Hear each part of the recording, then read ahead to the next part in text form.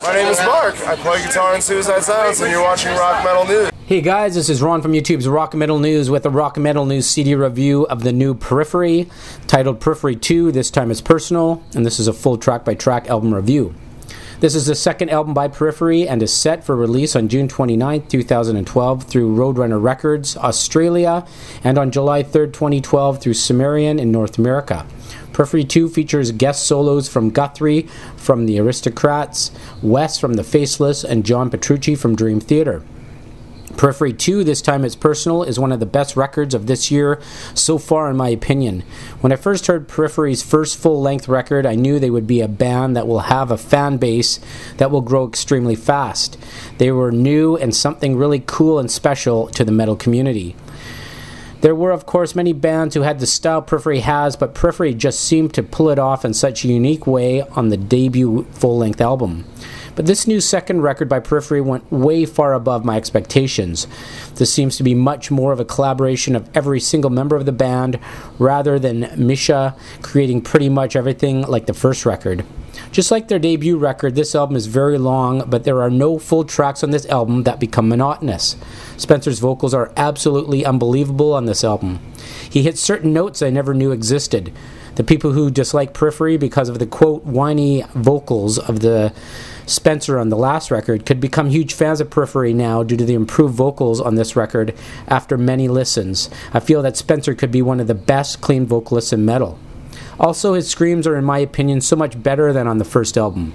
The screams and growls on the first record on many of the songs sounded a little awkward to me, and I can't forget the musicianship displayed on this album. I really am speechless about the guitar overall, and the time changes, tempos, and musicality is absolutely crazy. The drumming on this record is also amazing. The insane, weird double kick patterns, the crazy amount of ghost notes on the snare, and the amazing fills of Matt make this record so much better and very interesting to listen to. The album starts off with Muramasa. This song is extremely ambient. This track really sets the tone for the album, a perfect opening track. Then it goes into Have a Blast, starting off with some keyboard and fiddle synths, which is really weird, never heard before transition into a song, but it really is cool. Have a Blast has some of the most amazing melodies I have ever heard in a Periphery song. The song also has an amazing guitar solo in it. The track is one that really is overall perfect and gets stuck in your head.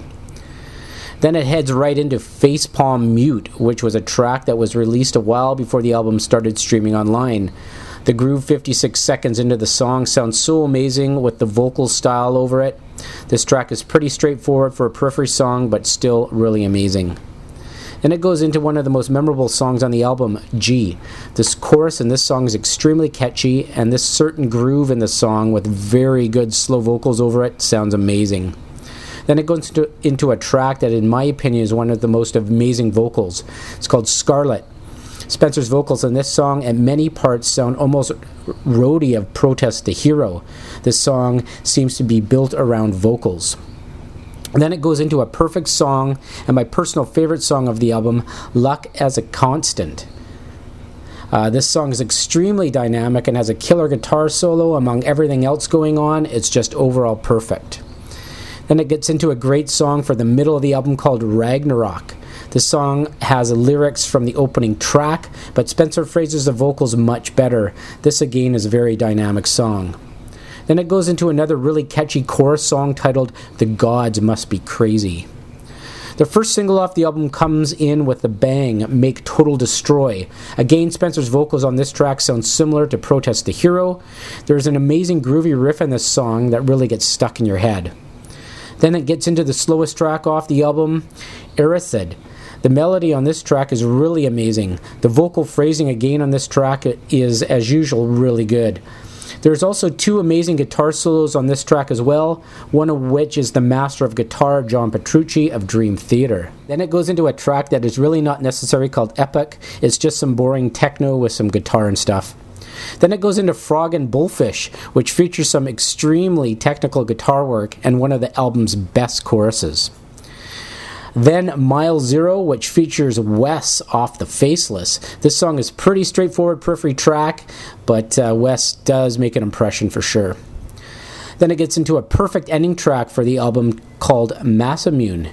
This track is very dynamic and features a very, very groovy riff. This song uses the same lyrics as the first track again. The structure goes all over the place. After about halfway through it, it almost starts to sound like a metal version of dubstep. The guest appearances do not really seem to stand out huge amount on this album amidst Mansour's already elaborate and interesting solos. I feel that this album overall is much better than the first record Periphery put out.